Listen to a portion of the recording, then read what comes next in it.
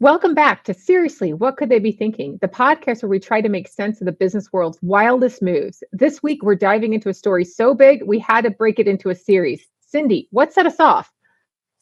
So last Sunday, I was checking out CNBC and there was an article on OpenAI. I think I read it and I sent it to you. And I don't know that we've really stopped talking about it since then. It was a really great article and it was talking about OpenAI's data center pivot. Yeah, we talked about AI in business before, but this time it really got us interested with what's going on. So it's time to talk about the business of being an AI company. Rather than how AI will affect your business, let's talk about the business of being an AI company. And the conversation is just too big for one conversation. So today we're going to talk background. Right? We're going to talk basics. We're going to talk about how OpenAI got into the mess and answer the question, seriously, what could they be thinking? All right. So this article, anything related to AI in an article I love, right? So I read all of them. And after I send it to you, for those listening, the article is titled OpenAI's Data Center Pivot, and I think it just underscores Wall Street spending concerns ahead of IPO. I think that's the title. There's a little bit of extra in there. But there's so much to talk about because that article is just loaded with information from the IPO, their business model, the competition. There's just so much. It's hard to figure out where to begin. Yeah, so we're going to begin, well, with background at the beginning, right? So we're going to talk about what goes into a data center, which is going to basically tell us how OpenAI needs to invest in order to achieve the good things that we expect it to happen. Yeah, so OpenAI is a creator and owner of ChatGPT. So many of us have used it. I think most people have used it, and they're constantly training a new model or training their model to get better. And so to do all of the work that OpenAI does, it requires compute services.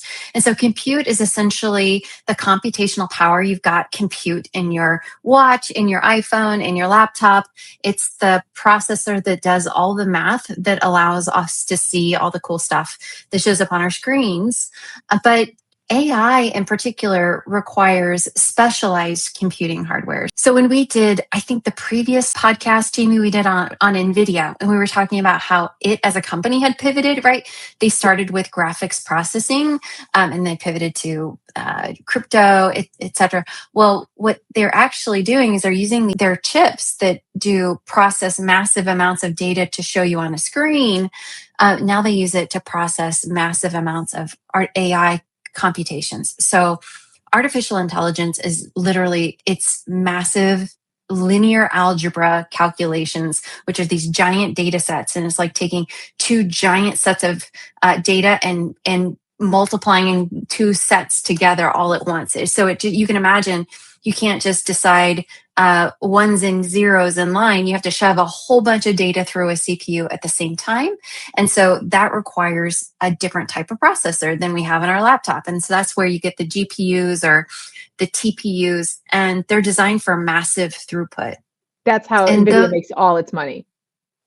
Exactly. That's how, yeah, it's exactly right. And so NVIDIA makes them better. Well, I don't know of a competitor that's truly rivaling them yet, but they make all these chips that are so powerful to do throughput. And then, of course, OpenAI now needs all of these chips to do all their massive calculations. So just the chips alone are very, very expensive for OpenAI. Yeah, so I think that's important. So we need chips. That's important, Yes. right? And it's going to come from Yeah, NVIDIA, and that's going to be very pricey so that they have exactly. the compute power in Mhm. order to run their system. So that's Exactly. one major component to being able to run their business, right? Right. But it's not just about speed and scale because they have to do this at scale, right? It's a Right. They huge do. bottleneck that they're dealing with as a result because they're not getting the Yeah. chips fast enough from NVIDIA. Is that the issue? Well, yeah, I mean, you just can't make chips fast enough. I think that's part of it. Everybody wants NVIDIA's chips. So, I mean, I have no idea what their backlog of orders is, but I'm sure it's significant. It So, is. yes, yeah, And if you wanna think about that, then you wanna go back to the person that supplies NVIDIA. So think about ASML. So for exactly. stock tips, right, go see ASML because they're the ones who build the machines that NVIDIA uses to build their chips that they're using to build compute so that AI, OpenAI can operate, right? So that's Exactly. kind of the thought, but it's not just the chips that they need, right? No, no, yeah. So if you think about your laptop, right? You've got compute in your laptop. Most people probably have never seen a CPU, let alone a GPU before. But you can't just have a chip that operates on its own. It has to ride on, a main board. It has to have circuitry it needs power. It needs all kinds of things. And Before we get while, into power though, because I do wanna yeah, talk about power because that's a little bit later, but, there's a second component, right? Which is that compute also needs storage. oh yeah, absolutely, absolutely, it needs storage. Of So course, it needs storage, which means that we have NVIDIA we have to worry about on the hardware side, yeah. but then we have Amazon, Microsoft, whatever it is, it's providing the storage units as well, right? They That's what probably Amazon is there provide for. Well, they probably provide their own storage, right? So Okay. storage, I mean, a hard drive is a hard drive is a hard drive, whether it's sitting in Amazon's data center or it's sitting in NVIDIA's data center, or sorry, NVIDIA, sitting in OpenAI's data center. They're all hard drives, and it's just a matter of where they sit. So it's just like a compute. It's a chip that Yeah. processes the data. What holds the data for long term is some sort of drive somewhere, so some sort of storage drive, memory. There's also memory that's required to hold massive amounts of data and just like in memory, right? So the reason that you have a hard drive in your computer is so that you can store things long term. You have memory in your computer so that you can work with things in real time and make it fast. So like there are all these components that go into this that are massive, right? So it's not just Okay. it's the it's the main board, it's the network, it's the storage, it's all that stuff. And all that stuff has to go somewhere and we put it in data centers. Okay, That's what so we've been if doing we for a figure long this out, time. right? So, A OpenAI is got one backlog associated with or bottleneck because it needs this compute, Yep. right? So it's got to get data stuff from NVIDIA. It needs Yep. storage, which it can own and stuff like that. That's not that big of an issue, but it does mean that it has to have a place to put it Yep. Takes physical with all of space. Yep. all that volume. And that's what makes a data center. But data centers are hot boxes, right? They need Yes. a lot of electricity. And then we've Yes. got to cool down all of those processors so they can continue to run optimally, Yes, right? So, absolutely. So, yep. Yeah, and data centers are all built differently, but yes, they all have several things in common. One of them is that they put out a lot of heat, and so they need something to cool them down. As a matter of fact, when I went and was installing things in data centers, we would sit in the cold aisle and we would work on our stuff because there was no remote access. So you had to sit on top of the vents in the cold aisle, and then we'd go outside and lock ourselves in the car to heat ourselves back up. And then we'd go back into the data. So yes, there's a cold, back then there was a cold aisle and a hot aisle, but there is this battle between over heat in a data center. Heat and these computing devices, all of it requires energy to run the computing, to run the cooling. It's a massive amount of energy. The other thing that most people don't know is that the most efficient way to cool things down is through the use of water. And so, no matter how you go about it, and like I said, all data centers are designed differently, but there's a massive amount of water that's involved in these as well. So, yes, we have okay. data centers that take space and they require energy, they require water, those kinds of things. So we're going to put a pin in that really quick for a second because we're going to talk about how much water, how much energy in a few Yep, minutes. But before we do that, we actually need to figure out how much OpenAI needs of this data center. Okay, so that we can got figure it, out how much water, how much energy, how much compute they need. Okay, so got it. right now, if we look at the data, how much compute does AI need, and how much does it have now? So I don't know that we can say in terms of chips or space, but I think we can read what they've told us so far in dollars, right? So just magnitude. So OpenAI believes that they're going to need, I think, $600 billion of compute by 2030. Is that what you remember seeing? That is correct. Yeah. So that's the number I saw in the article. The article actually told us that, and that they're going Oh to yeah, spend that 600 billion through 2030 was the original plan, in order to yeah, do that. And to do that, they are trying to grow their compute. So OpenAI's compute power right now was in 2024 zero point 0.6 gigawatts. Now okay, in 2025, it was 1.9 gigawatts. So they tripled all the way up to 1.9 gigawatts. And they got did it. that through the really big announcement back in January of 2025 of Stargate. It's a data center, yeah, like Stargate. It is not SpaceX. It is not going to Mars. It is a data I center. He's making fun of me because when we first started talking about it, I confused Stargate with Starlink, which is, Oh yeah, Musk. I forgot about that. Yeah, different Yeah. companies. It Yeah. made me want to So be. Stargate. It actually happened before the big announcement, but basically in January of 2025 at the White House, there was a really big announcement for Stargate. And it was a combined effort of OpenAI, Oracle, and SoftBank, who is going to help with the financing associated with it. Right, And they started Stargate with the first site being in Abilene, Texas. right. The goal of Stargate is to produce a total of 10 gigawatts of compute that OpenAI plans to use all of, right? This is for OpenAI. They need 10 gigawatts. That's their goal. They're at 1.9.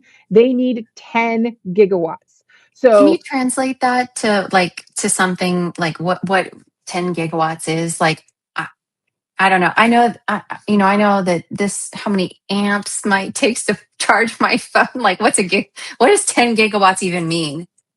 it's big. Okay. A typical hyperscale data center, right, holds 100 megawatts. Okay, which means Yeah. 1 gigawatt is 10 times the typical size of a data center. And we're talking about 10 times that. So 100 times the typical data center. That's how much they need.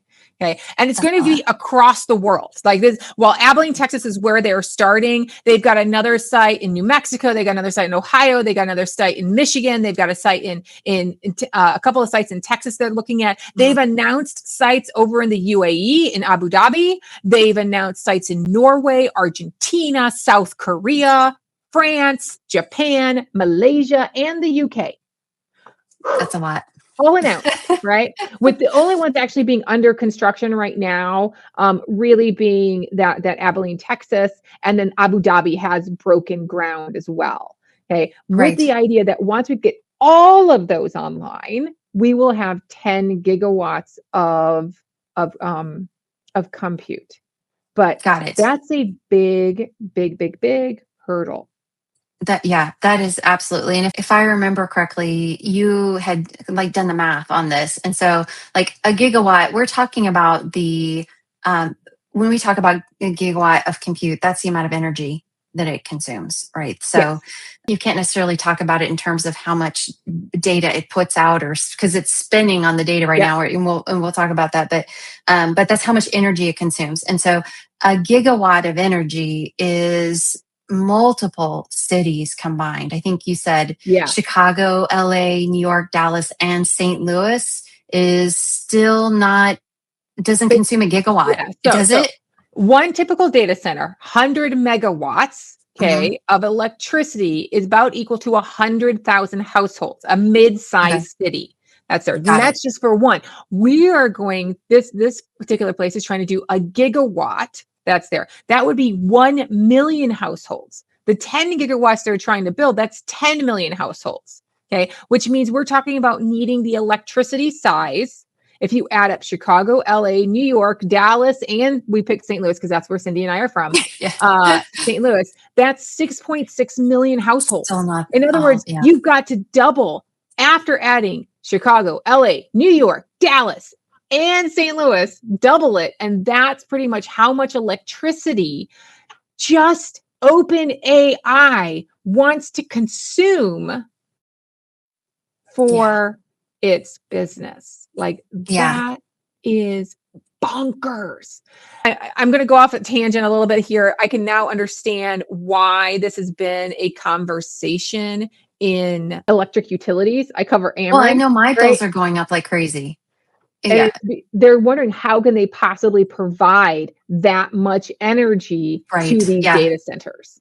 There's a couple of other things I think are interesting. One, we really don't have any other mechanism to generate electricity like at scale other than fossil fuels, right? So we're still contributing to global warming and all those kinds of things. And then, the other thing is that do we really know what the ROI is on all of this energy consumption? So not even looking at OpenAI at the moment, just looking at, just all AI, do we really know what the ROI is going to be? And now I We do think it's don't, going to be big, but we just can't we're all paying for it at the moment. but if you think about uh, a lot of environmentalists have been talking about AI and how bad it is for the environment. But up Yeah, until I actually looked at this data center and these plans, I had no idea the scale we were talking about that's there. right. And it's not just the electricity where we're going to warm the planet, right? We also need to talk about the scarce resource of water. Right, absolutely. So, because we need to cool things down, and water is the best way to do it, they use a lot of water at these data centers to cool things down. So, if you look at about how much your typical data center uses, or actually, well, just looking at like a hyperscale data center, an AI type data center, it can use up to 5 million gallons of water per day, which is like tens of thousands of homes. So now, does all that water disappear? No, it doesn't just evaporate, but it does consume the water. It's a little bit like if you've ever visited a nuclear power plant, it's that they use the energy, the heat heats water and it turns a turbine. I mean, it's not like rocket science. The heat reaction makes water boil and turns the turbine. So they need water and then they can collect it after it goes back, but you do end up dissipating some and losing some. They can reuse a lot of the same water. The question is, are they reusing it? We don't know the answer to that, right? What happens to it? But it is a lot of water that's to go through there. So it's a big issue for a lot of communities that not only are strapped in electricity, but also strapped with fresh water. Yeah, so we've got this big issue. They want to build these. That's why they're not building Yes. all of them in one site, right? Although Abilene, Texas Right. is going to be quite large. And obviously when I think about Texas, I think of a very tropical location with tons of water around, that has no problems with electricity ever. They don't have an ancient grid or anything like that. So obviously super smart, right? So I absolutely laugh so hard. It's like, why would you pick New Mexico and Texas? And I'm sure there's reasons because the dry air is probably helpful or whatever. I don't know. But it seems crazy because these are places that are probably not great on water.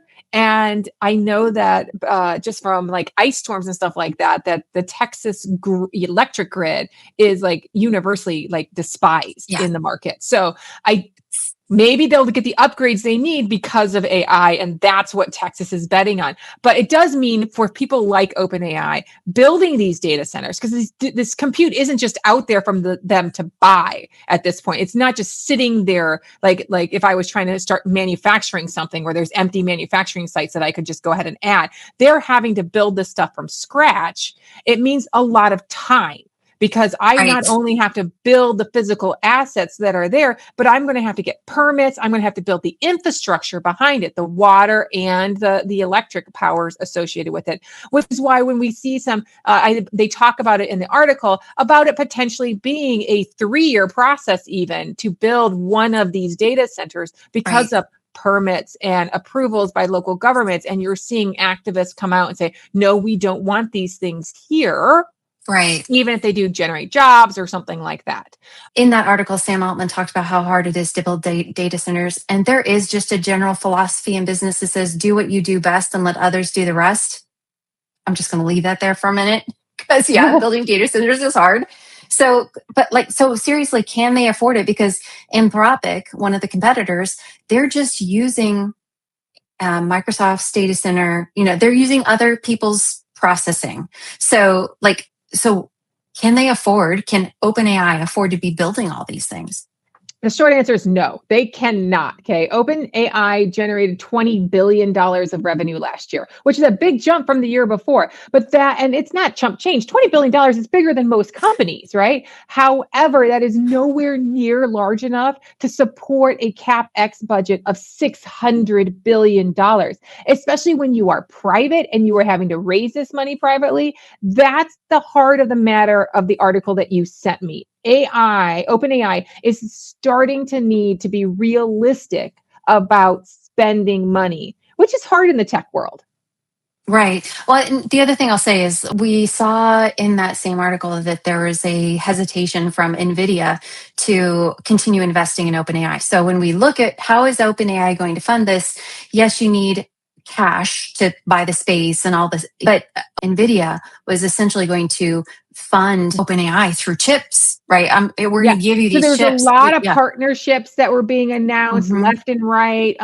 They were trying to do lots of different things associated with it. But we're getting ahead of ourselves. This is actually going to be our next podcast. Okay. We're going to talk about the finances and all of the maneuvers that OpenAI originally attempted to do and now how they're pivoting in order to do this. But what we want to talk about is what the original plan was for OpenAI and what we as managers can learn about that. So, original plan was build. OpenAI started by doing very much what Anthropic is doing, working with AWS and other partners to use some of their compute. So I think they spent about $38 billion with Amazon to access NVIDIA's technology through Amazon. And then they built some of their own custom infrastructure, and they've also partnered with Microsoft. That was their original partner. Microsoft was their first partner. I mean, Microsoft's right when 2023 happened and we first saw ChatGPT, right? That was mostly a huge Microsoft compute. investment. Yeah, 100%. Yeah, and Microsoft still is reaping the benefits of that investment because you'll see OpenAI's products fueling Microsoft's AI. So yes, absolutely, their investment. And then they wanted to, rather than just rely on a single provider, they also then expanded to Oracle, like we just spoke about. So they're partnering with Oracle and SoftBank for other scale and flexibility. And then they launched this Stargate initiative with Oracle and SoftBank, aiming for that really, really large compute capacity. And again, we talked about the NVIDIA partnership. So that is their original plan.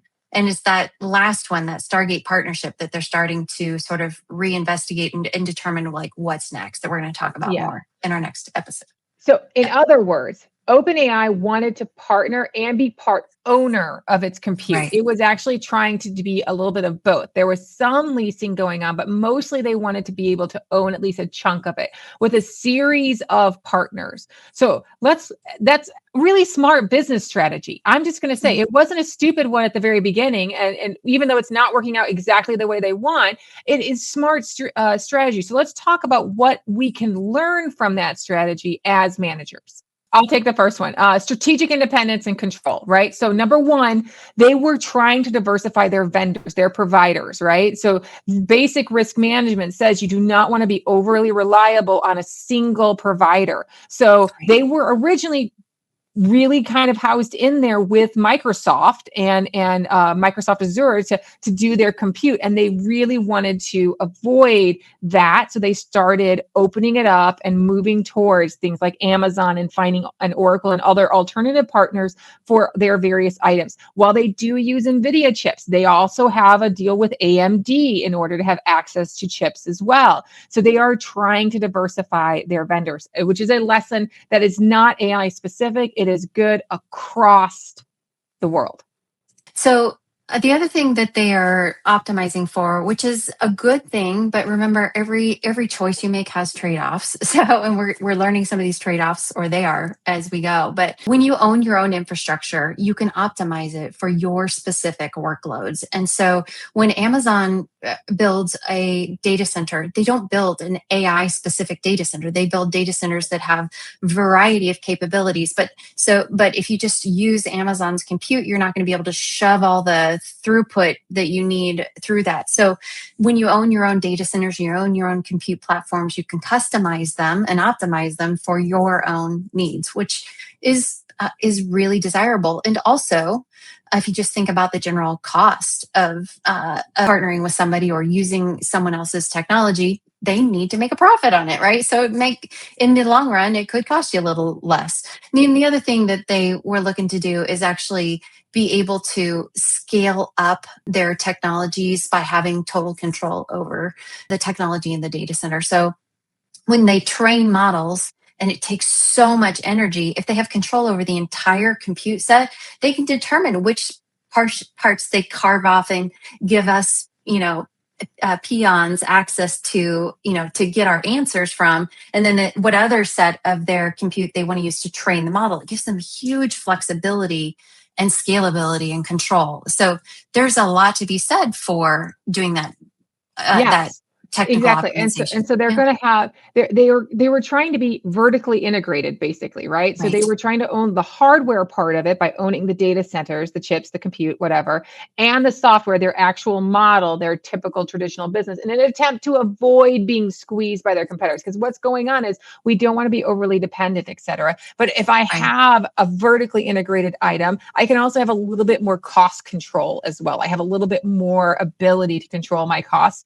And I can, assuming that's one of the things they're doing. If you notice, we listed so many different places at Stargate. They're also being smart that way and saying, let me diversify where my data centers are so that I Right. am not overly dependent on one item. So there's some geopolitical risk that I can avoid. There's some national security I can avoid. I want to keep most of mine here in the United States because that I need to keep the government happy so they don't tell me what I can do.